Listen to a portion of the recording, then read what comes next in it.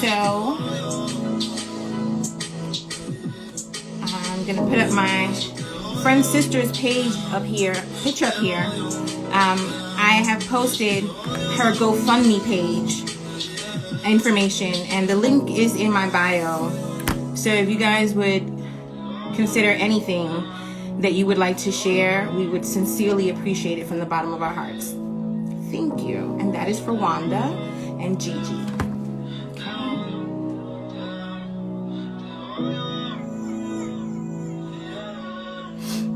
All right, so that's not the one I want to talk about. I need to talk about this one. All right. After Anita. Hi.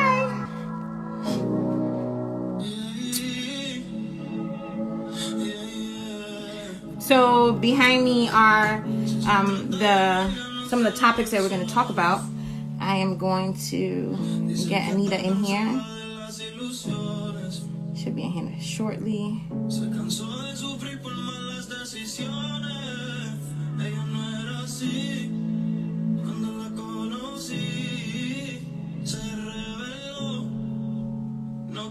All right, so I'm waiting for Anita to sign in and request my Is the music too loud? I'm gonna lower it some.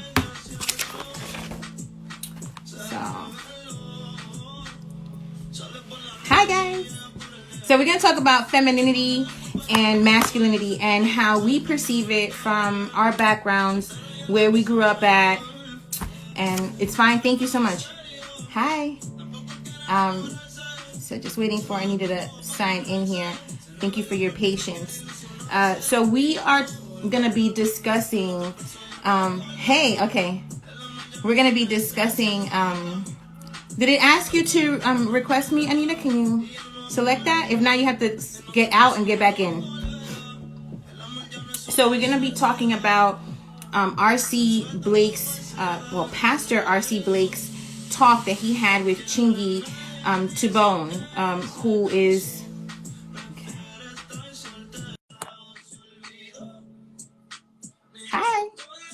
who is actually a relationship expert that is based in England. Can you guys see my whole face, or am I cut off? Because I can see Anita great. Okay, we can see you. Oh, you see me? Okay. Mm-hmm. Yep. Okay. All right. So Anita, this is Anita from Better Love Movement. Mm-hmm. And I always want to, every time I look at your page, I always want to say Better Black Love Movement. Okay. But it's not that. I know. So tell us a bit about yourself. Hello. So my name is Anita Stoudmeyer. I am a licensed professional therapist by day, and by night, I guess you could say. I am also a dating and relationship coach. My platform is called Better Love Movement because I want to bring great skills into the world. I want people to have a better life and a better love. And so that's what I do. I primarily work with women. And one of the things that I specialize in is bringing women back to their healthy femininity. And I talk a great deal about relationship polarity. So I'm hoping that's something we're going to dive into tonight. Right. So right from there, your therapeutic discipline is during the day. You said you work primarily with women. What is the discipline though? So I primarily work with couples. I'm a couples therapist by day. I do work with single women, and I focus on couples therapy, premarital marriage therapy. I also deal with a lot of folks who have codependency. That's another thing that I'm very well versed in, is codependency. I work with women on self-esteem issues and confidence and healing from trauma, depression, anxiety. Okay. All right. Yep. So right up our alley. Okay. So my first question that I want to ask is, you've already let us know what your background is. And what I want to know is, first, what do you find distasteful about non-feminine or non-masculine traits? What do you find, what characteristics are what identify non-feminine or non-masculine? We can start with the feminine since we're women. Okay. So today's modern day woman, she wants to be equal. And in relationship polarity, there is no equality. Equality exists out in the workforce. It does not exist at home, in your relationship, or in your marriage. What we need to desire is equity. And equity says we are different, yet the things that we do, the things that we want is fair. So everyone gets some of what they want, and it's a fair exchange. So it's not an equal exchange, it's a fair exchange. That's very different. And so modern day women, they want to be equal to men. They want to have exactly the same thing. They want, I have this and you will have this too, and I'll have this and you'll have this too. Like, they want everything to be exactly the same. And that goes against relationship polarity. That actually takes all the spark out of the relationship. It creates more conflict. Okay, so give me an example where a woman would say, no, I should be equal in that department, in that area. So women want to be equal. They may want to be equal sexually. And that looks like a woman saying, I should be able to have casual sex like a man does. I should be able to have as many sexual partners as I want. I should be able to, be horny and have sex, just as a man does. When the reality is that we're not wired for that. We're not wired to have casual sex. We are wired to connect. Women are what I like to call, we're the keeper of the relationship. We're the ones that, keep the relationship alive and flourishing. And we're just not wired to do that the way a man is. A woman is the receiver and a man is the giver. So that's why we're very different in that way. That type of polarity, you're talking about in a relationship, correct? Mm-hmm. Okay. So in a relationship, a woman that wants to have multiple partners is kind of like, that's not the equal thing. A man can. So are you saying that a man can have multiple partners? Well, this actually, I guess, is outside of a relationship. So let's say a single man and a single woman. Okay. So a single woman thinks, okay, I should be able to go out here and have sex with whoever I want, as a single man would do, right? So a single man would engage with many women. He may have sex with many women. And men are just wired very differently. Men are wired for battle. Men are wired for war. This is going to sound awful, but men are dispensable. Like, they're wired for protection and provision, and they're dispensable. And think about it like this. The woman has the womb.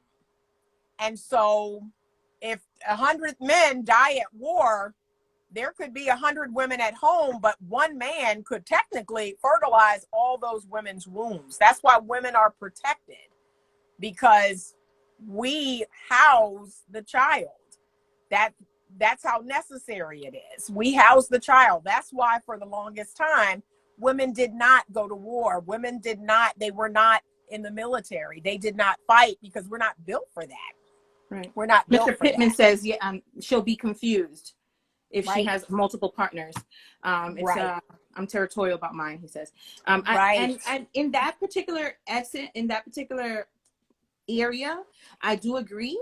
I find it very difficult to have multiple partners at one time. And I'm actually, when I'm with, and I'm talking about me, I'm sure there's many women out there that are able to have multiple partners and not have a problem with it, but I become attached. So it's very difficult for me. So I completely agree with that. Okay, so that would be that. And where I grew up at is in the inner city of New York, in Brooklyn, New York. And what now, looking hindsight, how I look at how I grew up and what we were used to in that area, for the Hispanic ones, at home, we definitely had a mom who was very what would be considered feminine. Cooked, Right. cleaned, did all that other stuff. Sometimes the husbands were there. In my situation, my mom didn't have a husband. One point in her life, it was a different situation. My mom was a mistress, right? But her femininity was very much alive whenever my father would come around, right? Right. And but she, at the same token, was very masculine because she was a businesswoman, Right. right? Which she ended up in that realm because she had to support herself. Now she was no one's wife, and so she had to support herself. Hey, Freddie. And so what I experienced in my time growing up, right there, was that many girls, although they saw that feminine role model at home, when they came outside, it was very different because many of the guys would be considered more feminine. Okay. Right? Because the girls, well, let me just take that back. What I would see from the girls is they would act like guys.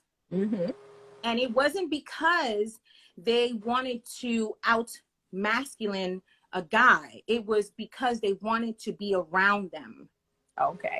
Okay. So it was more of, if I act like I like the stuff that he likes, I'll be around, right? So it was more like she's one of the guys, or you'll hear girls say, I only hang out with guys. Right. And, and it was because, not because we weren't feminine, but it was really, the guys always wanted to be together. They always wanted to be together. They didn't want to. Right. So in order to get in there, like, we had to get in there. And that was like the only way. So many of them, and me as well, I guess, carried that masculine trait into our relationships. And it was difficult to detach. And frankly, I didn't even notice the difference. Hey, Roger, I didn't even notice not the difference. Yeah, I didn't notice that's what I was supposed to be. What I must say is that in the relationship that I was in, what I felt was that I wanted it to be that way. But I also, whenever I would let go and lean back, right, it was like, well, do you see that we're gonna fall off the bridge? Like, so it would give me anxiety because I would feel like, there was not going to be a safety. So then it would make me jump into it would make me lean forward into a masculine essence, right? Those women like myself that have grown up in this situation, in those type of situations. Wait, I wanted to say one more thing about that. Another thing that I noticed with many women online that speak about femininity and stuff like that is that they didn't grow up in, high crime areas like I did. They didn't experience, we had great moments in the hood. I'm not going to, say that we didn't, but we did experience a lot of tragedies. Like, I've seen my brother shot to death, like literally, I've seen my friends, their parents and stuff like that on drugs. I've seen prostitution. Like, this was not, I didn't need to look at the first 48. I lived it. It was there up front and center. So it creates a different type of exterior for you. And when I hear women that are very feminine focused, I also see that they don't have that basic PTSD. So they're able to lean back. They don't have, and I noticed that in many white women, they don't have that PTSD. So how do we cultivate that in our community?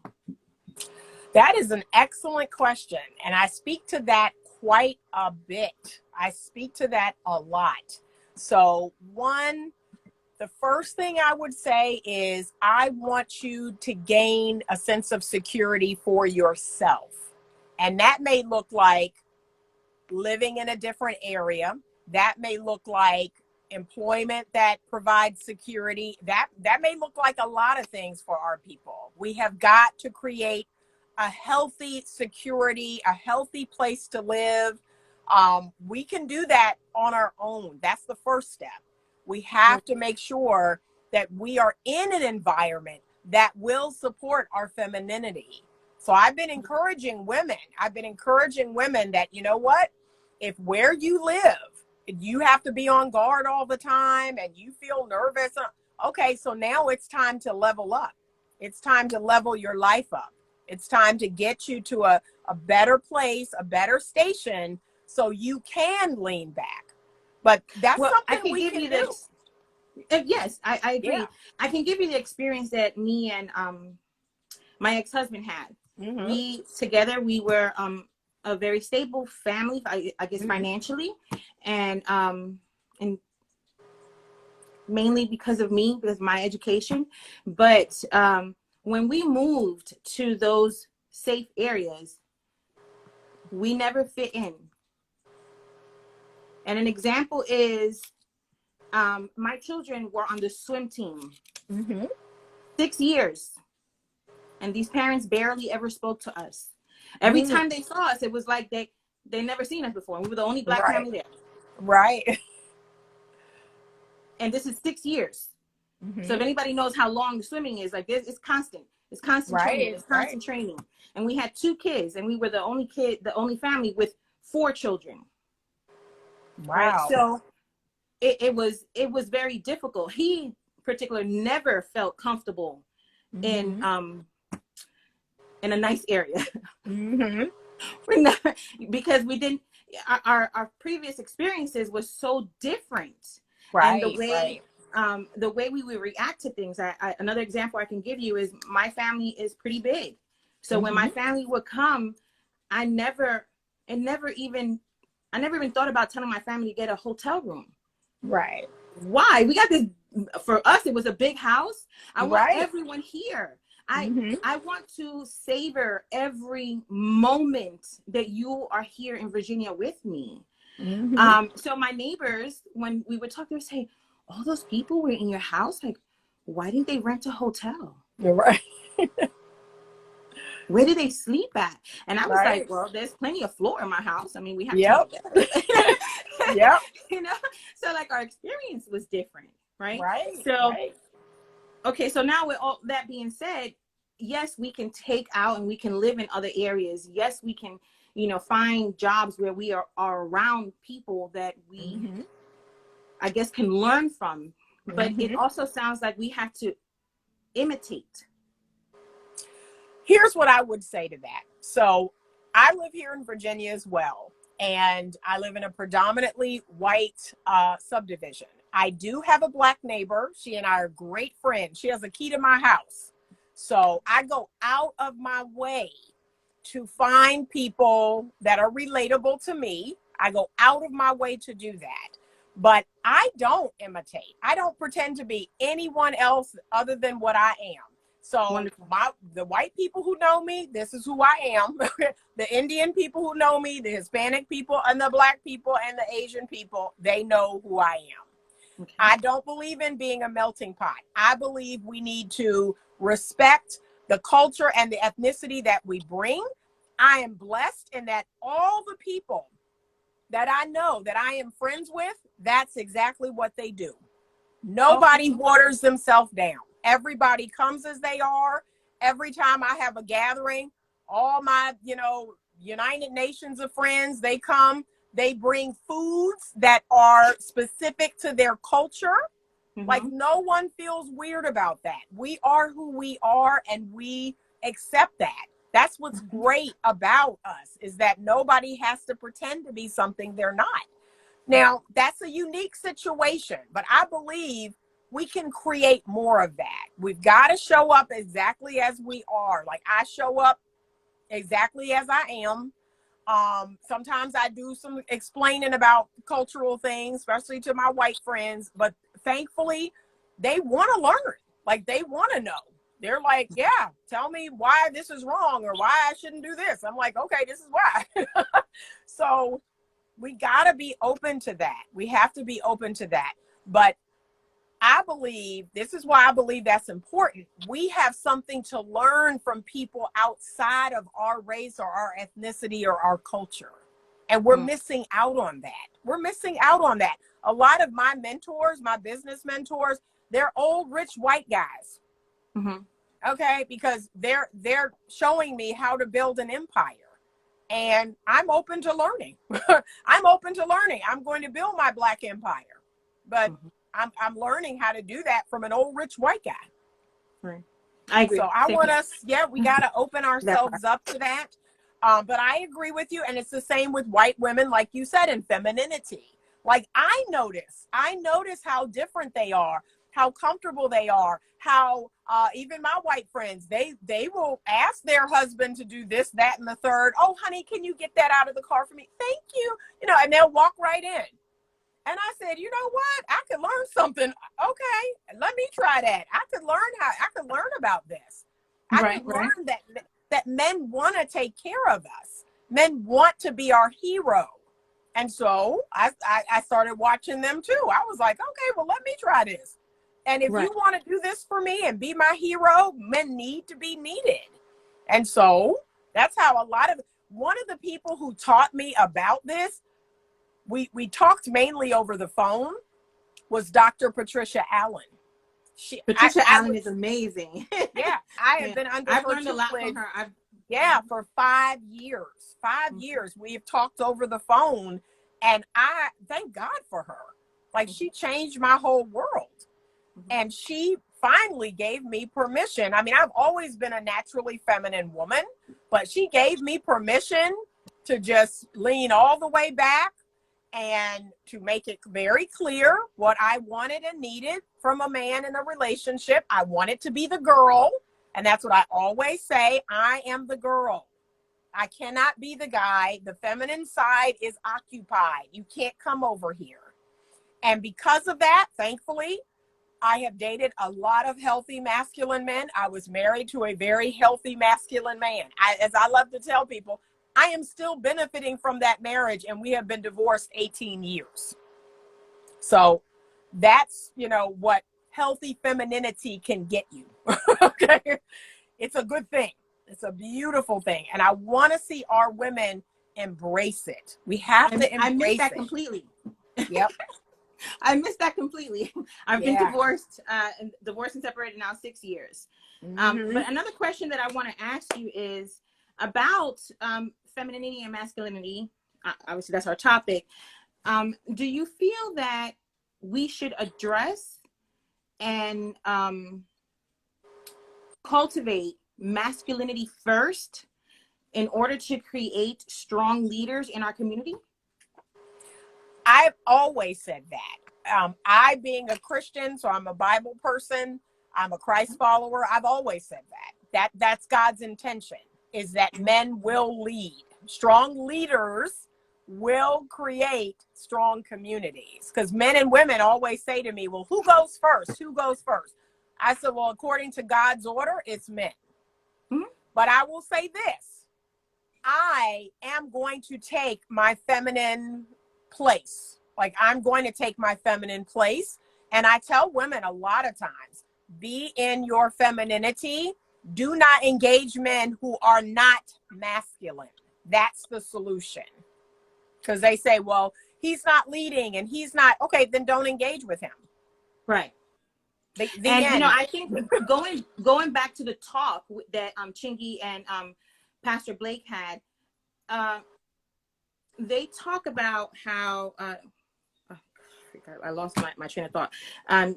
She addressed how masculine women, the reason that we engage, right? And I say we because I'm guilty of this, right? So this is a masculine trait that's out there for me, right? Masculine women are, I guess, I forgot the word that they use, but they're lured or they are attracted with their vision, like men, right? So I was a bit confused by that because I was like, well, frankly, I'm possibly not gonna signal a man that I'm not physically attracted to.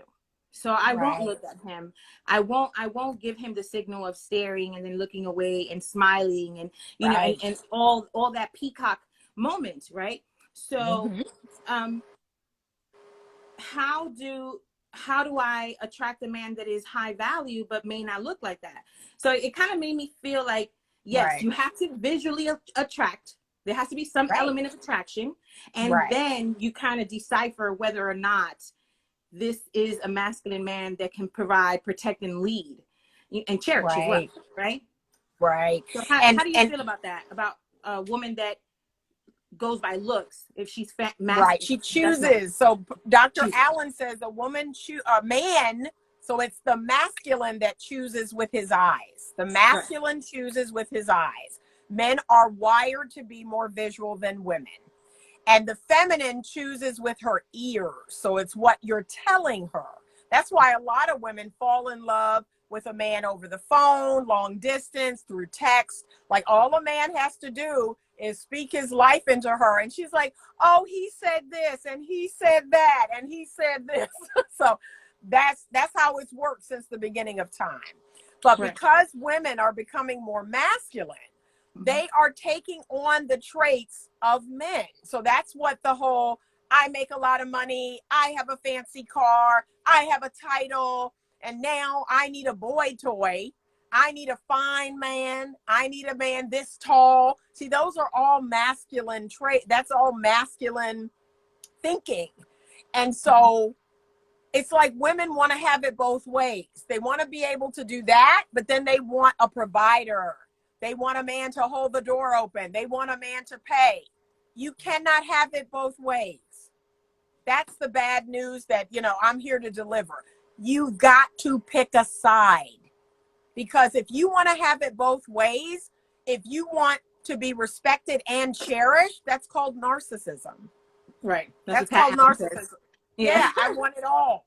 No, Right. you have to pick a side. I choose to be the cherished one. I want to respect a strong leader. I want to be with a man in his masculine.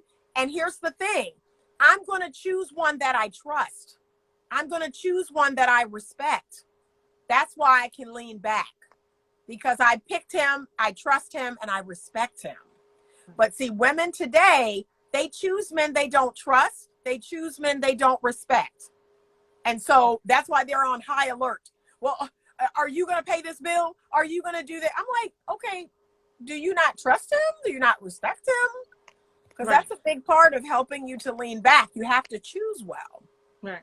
So how can we as a collective help men that want to be masculine, that want to lean forward, get to that space? Because when I hear many of them talking, there's a disconnect between what one will say as far as like on like feminine pages and what some will say on other pages. Some are extremely destructive, and we know those when we stay away from those. But sometimes there's no balance. It's almost like for instance, when they talk, and many people have brought up this conversation, that whole $100,000 man, which is I don't know. Statistics are real. Those are actual numbers.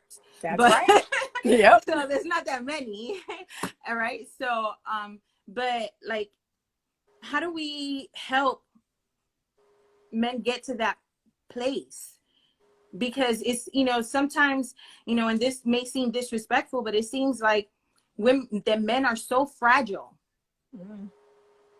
that anything that the female energy does is destructive to them. And they are the ones that, yes, we are confused if a man ejaculates in us, if we have sex with a man. Right. That's but right.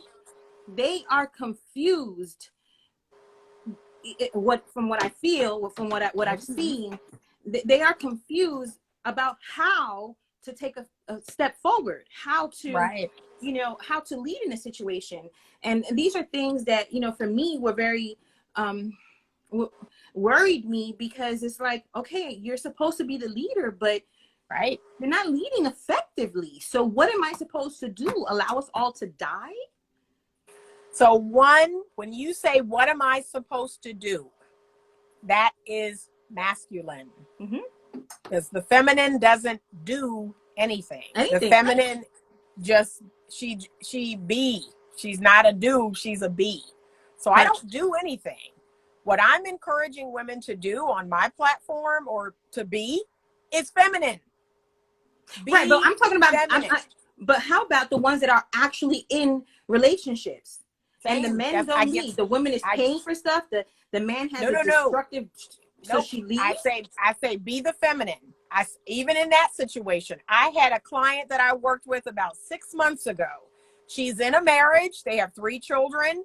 She's like, Anita, I want to finally be the feminine. I want to lean back. I don't want to, I think her desire was to go from full-time to part-time work. Her husband had not been working because he was pursuing some passion project, and she wanted to be the feminine. Within 2 months, we had turned her situation around, because what did I tell her? I said, you're going to have a heart to heart. You're going to let him know how it feels. You're going to lean back into your feminine. You're going to stop paying for things. You're going to stop doing things. You're just not going to do it. And here's the truth. This is the hard truth that women aren't ready for. They will make mistakes. Some balls will drop. And we have to let that happen. If they're going to learn, some mistakes are going to be made. That has to happen. It's just like with your child. My children are making mistakes all the time. My daughter got an offender bender yesterday. Okay. Like, and she had to learn everything to do and where to find her insurance and to call the police. I eventually showed up, but a mistake was made. She has to learn. And men have to learn. And we're not going to technically teach them, but we are going to stay in our feminine, and we're going to let some balls drop. So let them figure it out. Yep. Right. Okay. That's So how do you positively encourage women to lean back? Because, you know, I'll see some posts online, and the first thing you'll see is, you know, they will attack women. They call them masculinized, right? Mm-hmm. And so for me, I feel that, you know, if I did something that to you appeared to be masculine, and here you, and instead of you showing me with love, you're immediately calling me a name, Right. I'm shut off to you. Right. I can't hear you. Right. So Mm-hmm. how do you help that? But it's just like men need to learn from men and women need to learn from women. That's why my platform primarily works with women. I want women to learn from other women who have been in their feminine a long time, women who are pros at this. And so the first thing we do is we start speaking about how things make us feel. We have pulled away from that. We're quick to tell the man what he's not doing. But what I want you to do instead is tell him how you feel about it. So if a bill doesn't get paid, you say, you know, I feel a little concerned. I feel really worried. I feel really anxious about this bill not being paid. What do you think about that? Like, that is a different way of speaking to a man, that he's initially going to be like, okay, I don't feel blamed. I don't feel shamed. I don't feel like I'm wrong, but yet she is expressing to me from her heart how she's feeling. And then she asked me what I thought. Like, that's a very different way of communicating that we have to learn. But too many women, they will come in hot. They'll tell a man about himself, tell him what he did or didn't do. And guess what? He gonna get, this is what she's gonna get in return. He's gonna get defensive. He's gonna start calling names. But really, like I said, I just speak on how I feel all the time. I always say, if something is concerning me or worrying me, I don't feel good about this. This doesn't feel good to me. Like, that's the feminine communication I'm trying to teach women, how that's a more effective way of communicating. Right. And then, you know, like, you'll have feeling versus thought, right? Which is thinking is masculine, right? Right. Not that women don't think. That's not, many people think that, right? But, you know, you'll have people that will completely want to decipher and evaluate women based on male logic. Right. Right. So I feel like, how can they can't tell us how to feel, even if it logically doesn't compute, correct? Right. But when you're in your feminine, right? He's in his masculine. That's like you said, he's thinking, I want you to feel. And at no point does a masculine man drag me over to the land of logic. I stay in how I'm feeling in this moment. And I ask him to cherish that feeling. When a masculine man is devoted to me, when he loves me, he cares about how I feel. He wants me to feel good. Right. That is a feminine woman's secret power. But we don't use that. We don't Right. use that. We come in, we try to strong arm a man, we try to outdo a man. No, I can come in and I can say to my man, oh, I saw the grass wasn't cut this morning, and oh, I'm so disappointed. And he will literally run outside and start cutting the grass. That's it. That's all I said. Well, as a Latina woman, like that feminine power is very easy for us, or at least the women that I saw growing up, because we are some might say whiners, but that's just, we still get what we want. Right. And so yeah, I definitely have seen that in the Latino community. Yeah, it's very easy to behave that way. All right, so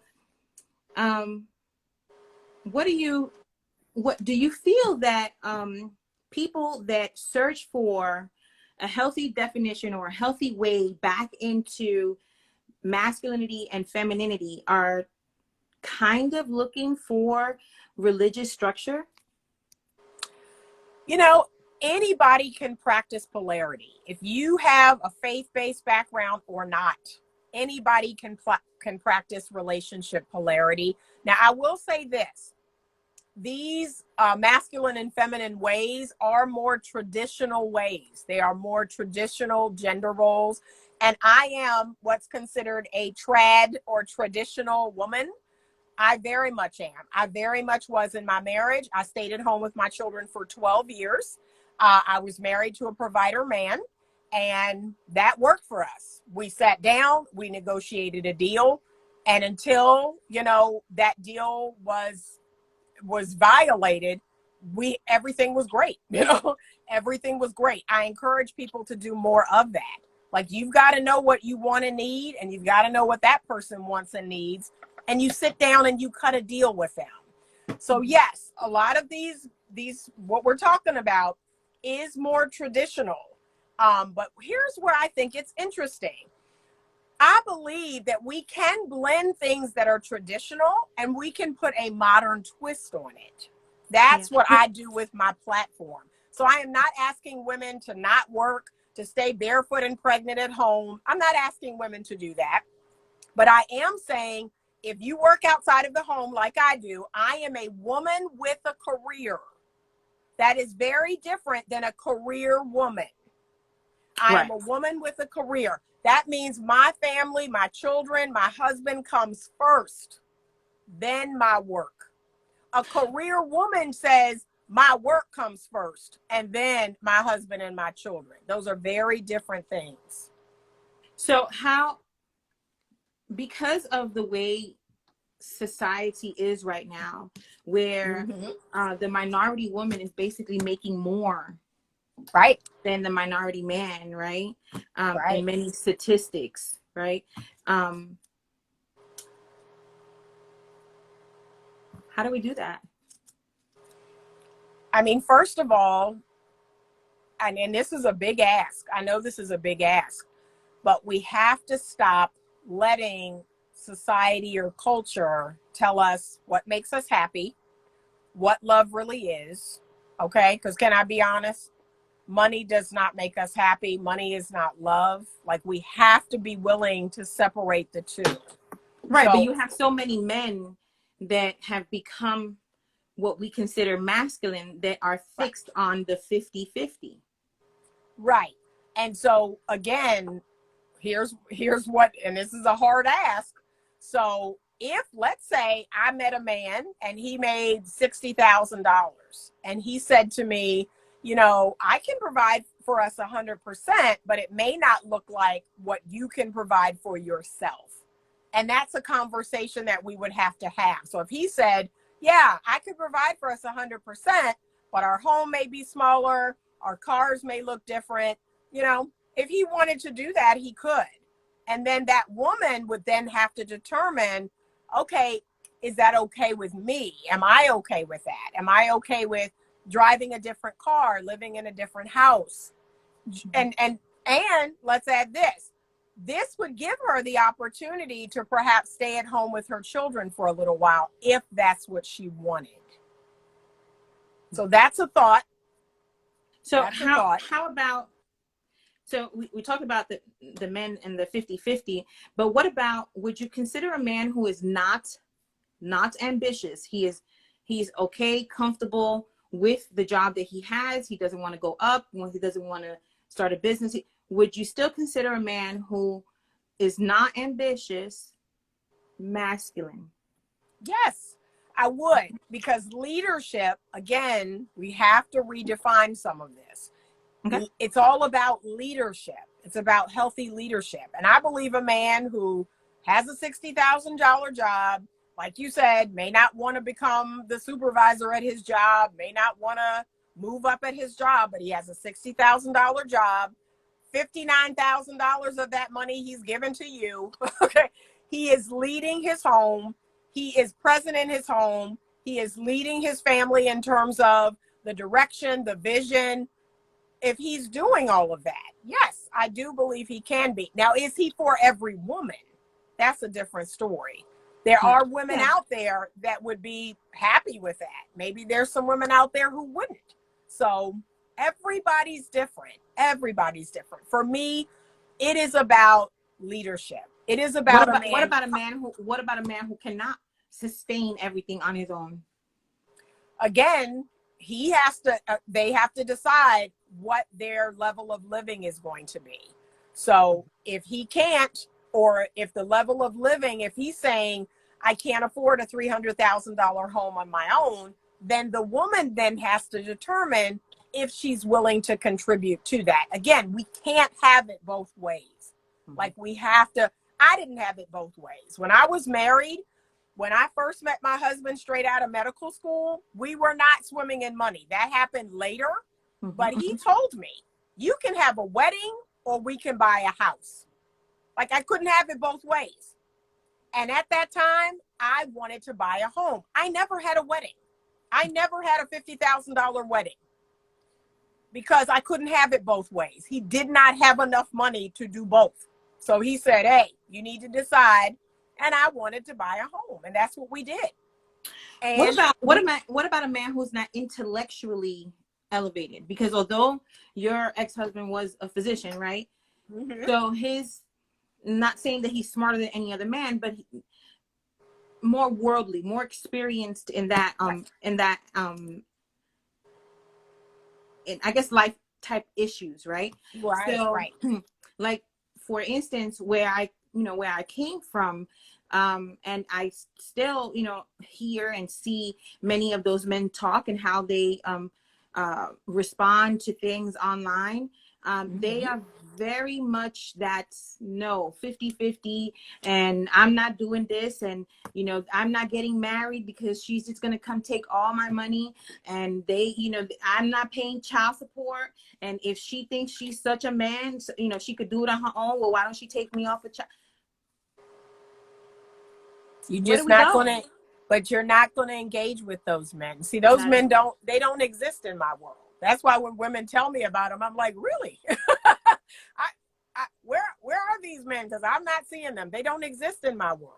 Right. I have not dated any of them currently, but I do see them.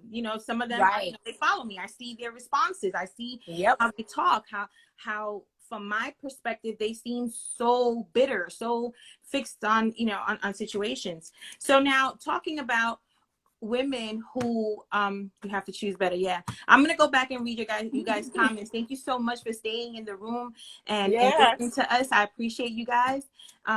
But going back to dating, I am 45 years old. I've been now single for 6 years, and I do have children, and I do find dating, I do find it fun, but Yeah. but the men that I have become attached to, I do become attached, and then my feelings are hurt because clearly some of them have not chosen me, and Right. then others were like situations that were just not going to work, and Right. so I'm going to say I, because I can't talk for everybody, right? we get to a situation in life where I want companionship. I want Yeah. to share my world with someone else. And, but how to, like, this may sound silly, but I'm just like, how do I even tell somebody, like, oh, I got to fart? Right. I mean, I So want you to it's keep like, that to yourself. There's got to be some mystery between the two of I'm you. silly Yeah. sometimes. So, Yeah. There's but got to be how some does the mystery. dating world for us? Right. Right. Well, again, you've got to be confident. When you go out here, there's two things I require my women to be when they're dating. One, you have to be confident. You have to feel good about who you are, all that you bring, the value that you bring. I just feel amazing. I feel like I'm the most amazing woman in the world, and any man who chooses me and chooses to commit to me, marry me, he has hit the lottery. So that's the first thing. Confidence is key. And then the second thing is, you cannot take anything that happens personally. You must put your ego aside. You cannot take anything that happens personally. 98% of people in the world out here are projecting their stuff on us. It's not about us. It's about them. So you go in and you leave it on their side. You don't take it as your own. That is super important. When men come and they say the things that they say, or if they are uncouth, if they are tactless, or whatever they are, I leave it right on their side of the fence. I go, you know what? We are not the best fit for each other, but I appreciate it. And then I disconnect. I am no longer engaging with those men. I'm very clear cut. Two, I want you to make sure that you are letting time be the great equalizer. And what I mean by that is, I let lots of time go by so I know what a man is really about. I don't sleep with him. I don't even so much as kiss him. I let time tell me who this man is. I don't rush in. I don't rush in. And guess what? The men that are not good for me, the men that are meant to blow up, they usually blow up within the first 30 days. The first 30 days, you're going to find out what you're dealing with. Right. So have you been in a committed relationship since the marriage, since the I divorce? have. I've been in two of them, two committed relationships. Yes. And why not marriage? So the first one, I was in that relationship 5 years after my marriage ended, and he wanted to get married, and he kept pushing me down that road, and I wasn't ready. So I couldn't hold him up. You know, he was ready to get remarried, and I just was not ready. And so we broke up, and within a year, he was married to someone else. So he wanted to get married. I mean, and he was a great guy. Great guy. We're still friends to this day. I'm really happy for him. He and his new wife had another baby. I'm very happy for them. But I just wasn't ready to get married. Second guy, I guess karma came back around, because the second guy I would have married. Like, I was ready. I mean, this was maybe 12 or 14 years after I had been divorced. So I was ready to get remarried, but he wasn't. So it was the opposite. I was like, okay, it's been a year or two, and we're not progressing, and I really want to be a wife again one day. And he wasn't. He couldn't bring himself to remarry.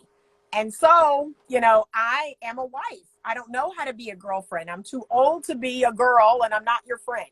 So I had to let that relationship go. I wish him the best. Again, a great guy, wonderful man, but he couldn't commit. And that is a requirement for me. I require, if I'm going to continue to see you long term, marriage has to be the final goal. And for him, it wasn't. So sometimes that's how things work out. I've had really great dating experiences.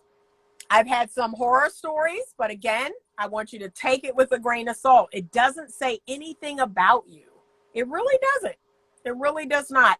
And so I always tell women, because sometimes women will say, this guy who's married is coming on to me, and what could my profile be saying, or what am I sending out? I said, it's not anything you're doing. Like, that's just the nature of men. Why are you putting it on yourself? Like, This is true. that's, This is it true. says, yeah, it says more about him than it does about you. So don't So do that. I want to bring up another topic.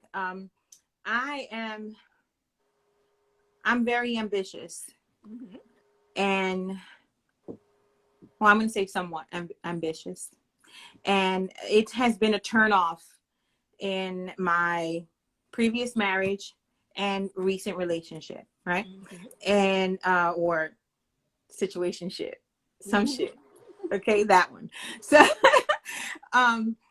that has been a problem because I guess this is the question that I'm going to ask you.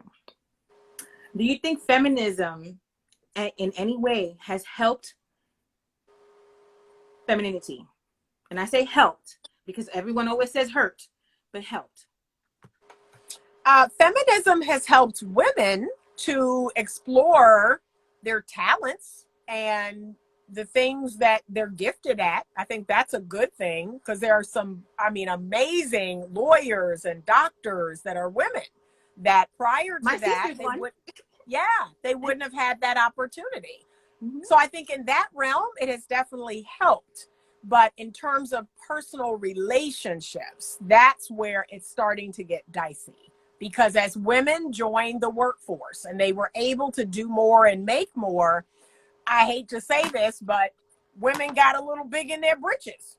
They got a little big in their britches. They came home and they wanted to go toe to toe with their husband. And trust me, that's not helping the romance in the relationship. Like, you can't come home and go toe to toe with your husband and expect to feel like the girl, expect for him to be romantic and kind and sweet and loving. So I see some women that have kind of gotten beside themselves. Like, they've got to check their ego at the door. And that's something that I teach people how to do, men and women. When it comes to love, there's no room for ego. There's no room for your ego. There is love. There is compassion. There is compromise. There's sacrifice. Like, those are the things that are necessary. But your ego can't come in. Your selfishness and your pride cannot be in your marriage. It can't. It won't work. All right. So piggybacking on how feminism has helped femininity, right? So you didn't give me a point, but but what I wanted to say with that is that the reason that I feel that feminism can help femininity is because it has allowed us freedoms from situations that were very harmful. And what I'm going to say is a personal experience. For instance, my mother, who is a very good reference. Like I said before, she was feminine. When she came to the mainland, because Puerto Rico, we are American. When she came to the mainland, she came with a husband that had come from, I believe, still same Puerto Rico, but he had come from the war. Okay. And he was very damaged. And my mom was his punching bag, but he was also very wealthy. Yeah. And so my mom is extremely fair skinned. She's European descent. Okay. And she, as his wife, she had to go collect the money in his stores and do all this other stuff. And I'm talking about the 1950s. So my mom is 85 years old. Okay. Wow. Yeah. So my mom would have to wear glasses that in white skin, you cannot hide, black eyes. Yeah. So my mom endured that for many years. Yeah. So feminism Mm-hmm. actually helped my mom get out of these situations. Right. Right? Mm-hmm. Feminism actually helped my mom become a wealthy woman herself. Mm. And even though she's always wanted me, even in my marriage that became very disastrous, my mom did not want Right. me to divorce, because as Latino women, we there until Right. he dies. It doesn't Yeah. matter how many he brings, how many children he makes outside, what but she didn't. Right. Right. She didn't. So but she felt that because I wasn't being physically abused, Right. I didn't have to leave, right? But Mm-hmm. feminism helped my mom get out of that situation, and allowed her to, obtain credit, obtain Yeah. bank loans, obtain Mm-hmm. a bank account. Because when my mom came here, the 50s, the 60s, they weren't allowed to do this. So when I hear Right. men talk so harshly about feminism, I feel sometimes that they have not experienced a woman who has been literally oppressed. It's almost like Right. they have short-term memory about all the atrocities that women have had to endure over the years, Mm-hmm. over centuries. Yep. So, I feel that there can be some type of balance between, Right. Right. right? Because Yeah. I know. I think, so what I feel that feminism brings to femininity is safety. Mm-hmm. Mm-hmm. Right. So, And that's one of the first things you should look for in a relationship with a man. And unfortunately, it is an underrated quality. For some reason, women don't ask that first. That's actually what I asked myself after the first date.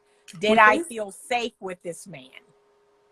That's the first question I ask myself. When the date is over, on the drive home, I say, did I feel safe with this man? That's the first question I ask. If I say no, or I don't know yet, right? If I right, say right, no, or I don't know yet, right, right. that gives me, I don't know. I've gone out on a date with a man recently that I asked that question, because I always do every first date, and the answer was yes. From the first date, I felt safe with him. That's what I wish more women would start asking themselves. Did I feel safe? And safety is not just physical safety, emotionally, Emotional. financially. Mm-hmm. And Yep. piggybacking off of that, right? Off of Yep. feeling emotionally safe with a man. Right. One of the things that RC Pastor Blake said in his talk yesterday is that a woman, when she falls in love, right? Mm-hmm. Well, he says that a man needs to fall in love with you first. He needs to Right. make the Right. right. Okay, he Right. needs to be in love with you before you're in love with him, right? Yep. But because he says that, because when we are rejected, right, when we are left from, or expelled or whatever from a relationship that we actually fell in love with, we're Right. scarred. Yeah. Yeah. Yep. And I didn't realize that. But that's why How, women should not pursue. Women should not pursue men. They only flirt, they only make their presence known, and they only position, because women are not built for the rejection from a man. So we don't pursue men, but we make it known. Oh, I think this gentleman's interesting. I think he's attractive, but we don't go over. And guess what? If he doesn't come to us, that's the end of it. so do you think that this scarred heart of ours, right? Because I have one, right? Mm-hmm. This scarred heart of ours, especially in the minority community, prevents us. And I'm going to separate uh, Latinos, because Latino women usually get married, Right. very quickly afterwards. But for Black women, do you think it makes, because we have this scarred heart from whatever relationship we fell in love with, right? Mm-hmm. Does it prevent us from immediately jumping back into the dating pool? And Oh, for sure. should we do that like many other races do? Like I know many other races that are not ours, that Yeah. immediately when they're done, they are on to the next. Right. No, you need to follow the 3-step program, the 3 steps that I tell everyone when your relationship or marriage is done. You need to go through those 3 stages. And what are? And once you've gone through those 3 stages and you feel like you're ready to re-engage, then that's when you're going to do that. But you have to do that work. You have to do that healing work. Can you Anytime share with us something what are the 3 ends. stages? So it is from the book. I'm going to see if I can lay Okay. my hands on it. Choose well. I'm going to give away a copy of this book, or you can also win a t-shirt tonight. All right. So I've got the no free sex. I'm wearing the no free sex. I don't know if y'all can see it. And I No, have the can't see no it. free. Yeah, I have the no free wife t-shirt here. Or you can win a copy of the book tonight. Okay. I'm going to let Cindy pick one of you all to get a copy of the book. All right. So there is 3 steps that you're going to go through when your relationship ends. Okay. The first step is you have to grieve. You have to grieve and mourn the loss of the person and that relationship. And that may look like crying. That may look like feeling down or hearing a song or remembering that person. But you have to grieve. You have to let it out. You have to feel bad. And how long that lasts really depends from person to person. Sometimes it could be a few weeks. Sometimes it could be months. It could be a long time. Okay. The second part is you have to sit down and assess, what did I learn? Where did I go wrong? What happened here? We have to do that next. I like to write it. I like to write it out. That way I can see it in black and white. Oh, that's right. He said that he wasn't going to pay no bills and whatever he said, right? Like, you have to write it out. And I let that slide. I let that go. Or he called me out of my name and I came back. No. See, and now that's a boundary. I'm never doing that again. So you got to write out what's the lessons that you learned from the relationship and the breakup. Okay. Then the third step, you must take time and you must do work. So I love to tell people time plus work equals healing. So some things are just going to take time. There is no rushing it. But what's the work part? The work part is you got to pick up a book. You got to listen to a video or watch a video, listen to a podcast. You have to work with a coach. You have to get into therapy. That's work. So time plus work equals healing. And once you've reached a place of what Dr. Allen calls apathy, where you're kind of like, you don't want to cry when you see him or hear his voice or see something that reminds you. Like, when you have a more apathetic attitude, that's kind of how you know you've healed. I did that the first time around. Yep. Okay. So first time around. It took me a long time. I didn't date until like 2.5 years later. Yep. And so don't rush it. Don't rush it. Take your time. I was invisible to men 5 years after my divorce, after my marriage ended. 5 whole years. Yeah, and you're right. That whole invisibility. I spoke about that before. It's a thing. You almost don't emit pheromones in order to attract the man. Right. And Yeah. And it was so like that. Yeah. It was so funny because I was a tutor for the VCU basketball team. So I was around some of the finest men, and they all just act like they didn't see me. It was so weird. I was like, what is happening right now? What is going on? Yeah, that's one thing. Like when you are in love or grieving or in that process, that's why it's and I might be wrong, but I feel that a woman that's actually in love doesn't cheat because it's hard for her to emit pheromones. Like, I don't want to sleep with no one else. I only want to sleep with him. I agree. Yep. I agree. I agree. Right. So that's why falling in love is disastrous. Yeah. But here's the thing I want to tell you. This is why I wrote this book, Choose Well. So I have a formula that I created. I have a theory, and it's all about how to have a happy, healthy, long-term relationship. You need to do two things. One, you need to choose well. You need to choose the best fit partner for you. Two, this is the next book coming out in August. You need to do well. Once you get in that relationship, you need to know the skills necessary to be in a healthy relationship. Choose well, do well. Here's the thing I want to tell you. Women suck at the first one.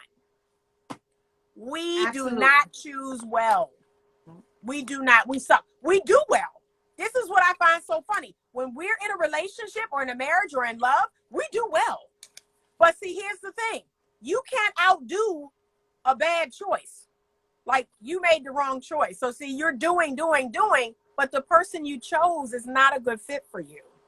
Well, you know, Chengi says that women feel good, and Right. Women have to do feel good. good in order to do Yep, good. to do good. And Yep. men do good in order to feel good. Right. That's it. So if you're constantly doing, Yep. you're doing. Yep. You're doing. That's it. That's it. Now, men mess up on the back end. Men tend to choose good women, but then they don't do good. They don't do good in the relationship. They cheat. They lie. They have these bad habits. So they're going to need the second book more than the women, but the women need the first book. That's why I wrote it. We have to learn how to choose well. Right. Well, Anita, we've reached our hour and plus, right? And I want to say I'm very grateful that you asked to come on my show. I really appreciate it. This conversation was amazing. My name, my podcast name actually deters a lot of people, you know. Okay. But you know, it's I find it's funny and it's different. And you know, some people say you can't have one foot inside the church and one foot outside the church, right? Okay. But I like to talk about funny subjects, but I don't really do a lot of these things, right? So I'm not a church goer, but I am very spiritual. I was raised Jehovah's Witness, so a lot of masculinity and femininity is, you know, one, because of that, and also because of my heritage. You know, it's it comes kind of natural. Right. Mm-hmm. Yep. But what I want to say again is thank you for coming onto our show. And I don't know who's going to win the book, but well, here's what I want to do.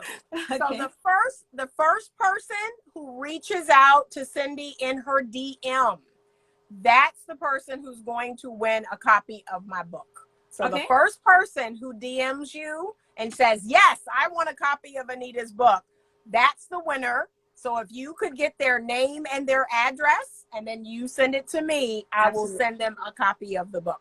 And I'm going to send you a copy of the book too. Oh, wow. Thank you. Okay? Because this is the manual. When you're ready, you know, you're going to have this, and you're going to choose better, because that's the key. We got to choose better. You got to choose better. Not with my eyes. Yep. You got to ears, and then whatever he's doing. I'm going to try not to look at him. Right. We gotta listen, and then we gotta just make sure he's doing what he's telling us. That's it. Right. Yep. All right. Well, thank you so much again. Thank you. Bye, everyone. All Thank right. you for See coming. you later.